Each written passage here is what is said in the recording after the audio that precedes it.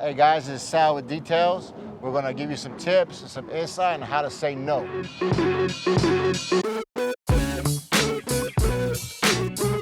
So Joel, what's the first no when the price is not right? Yeah, if the price is not right, I don't do the job. Because if you do the job and you're not getting compensated fairly, you're gonna feel overworked, you're gonna feel overexhausted, and you're gonna feel undervalued. So that's always a big no for me. When you say the price isn't right, what do you mean? Like they're not willing to pay your prices? Or? Yeah, if you're compromising your price and your value to accommodate their budget, then you're never gonna feel compensated fairly. Gotcha. And let's say a customer says, hey Joel, I can't pay those high prices, man, but I need a detail. How do you let them down? I just let them know. I say, hey, well, we're always gonna be here when, you know, we're gonna be here when you are ready. Just let us know when you're ready. Definitely, without your expertise, your best bet is to say no. I don't cover that. If I were to do that, it's going to lead to such and such. So just being honest with the client and yourself. So what's something that people ask you that you guys don't do because it's out of your expertise right now? I would say, as we detail, we got to be a dent doctor. You know, take out small dings and stuff, and that's not our expertise. Yeah, paint chip repair. We don't do paint chip repair. Tint removal, and then we don't mess with any of that. Removing seats. We don't remove seats. Anything that'll put liability in our hands or on our business, we don't do it. That's when we say no. All right, what about the customers that say, okay, you've never done it, but go ahead, give it a shot? You ever have those customers that like persistent? We do, but I'm persistent myself, so I'm usually able to let them know exactly why we're not gonna go that route. Got it. The third one, Joel. You've had a full day. You're tired, man. Exhausted. Yeah, you never want to jump in on another job when you're already tired and you're finishing up. I know it could be enticing to make a few extra bucks at the end of the day. Like, okay, I always check in with my crew. Like, hey guys, are you willing to work another 2 hours to make X amount of dollars? Most of the time, it's not worth it because by the end of the day, you're exhausted, you're fatigued, and you're not firing on all cylinders. So you're not gonna pull out your best job. So you don't want to put that type of pressure on yourself. All right, but you don't think the customer's gonna be a little upset? Like, Joel, you're not gonna hook me up with this last car, man? No. If you explain to them exactly where you stand and that it's been a long day for you and that the quality of your work is somewhat reliant on your level of energy and enthusiasm and optimism going into the day, anything thrown on you additional at the end of your work day is usually not going to be your best work. Got it. All right, Sal. Type of customer already giving you problems. You gotta say no to that. Yes. The customer already asking you questions about the price, asking you questions about the actual detail more than usual. It's probably not going to be a good fit, a good relationship to build on for the future. And you should have no problem telling the client, hey, probably best that I think we're not going to work on this one. Maybe we try again later, or. All right, can you give me an example of a question, a problem customer asks? Like, oh, you can't do any lower? Or is that just a normal customer? You know what I mean? What are some telltale signs?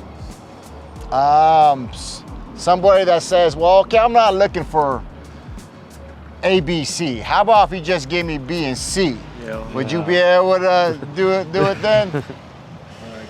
You got an example, Joel? No, it's just like as what Sal said, when they want to pick and choose a la carte.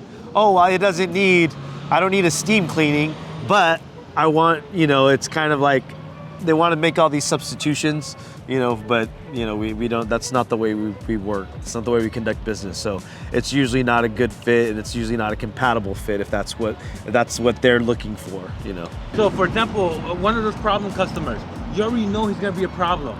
You're not gonna work with him. Yeah. what do you tell them?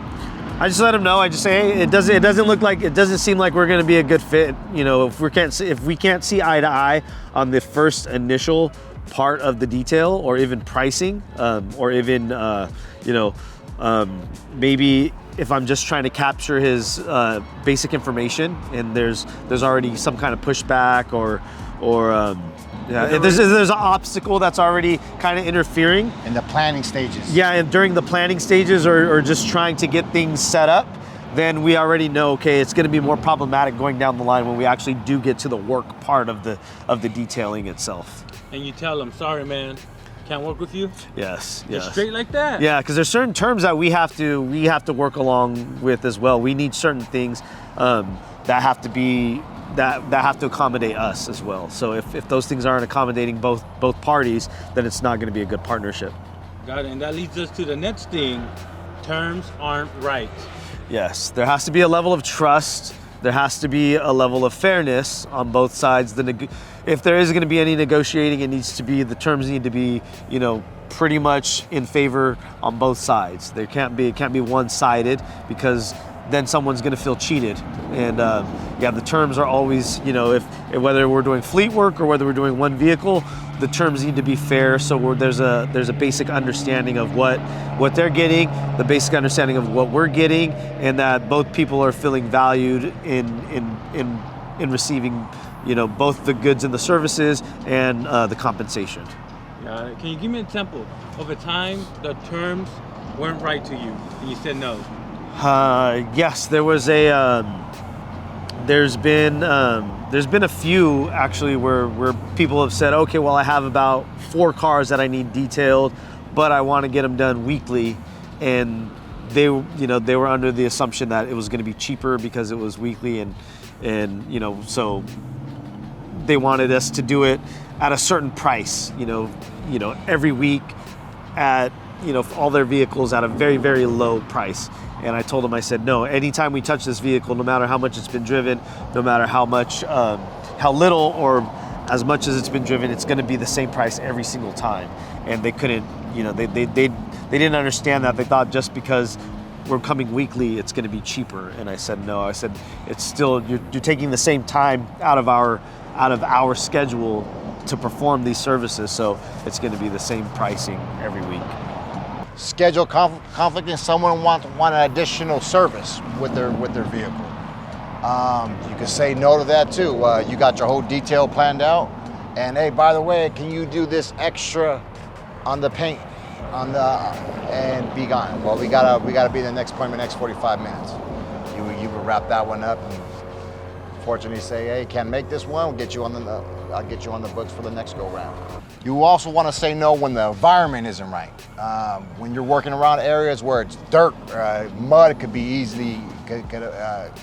appear when you're washing. You don't have enough space to work because this stuff always got to be put away. Yeah. And if you're going to spend more time cleaning your own product than cleaning the car, it's a good point to say no. Putting wear and tear on your equipment, and then you have to clean up all of your hoses, and if you're working on gravel, all of those things, sometimes it's not worth it, so that's something that needs to be considered as well. So you show up, it's muddy or this and that. What do? You tell them no, or do you tell them we have to move it, reschedule? I have no problem asking them if they can move the vehicle to somewhere else that's a little bit more accommodating for us.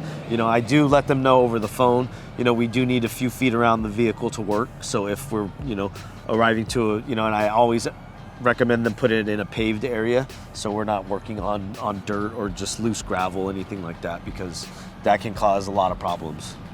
All right, guys, so there you have it. It's okay to say no. We gave you a couple of examples. Don't be afraid to say no. That'd be the best thing for you at times. If you like this kind of content, guys, make sure to leave your comments below and catch us on the next one. Make sure to like, subscribe, and share.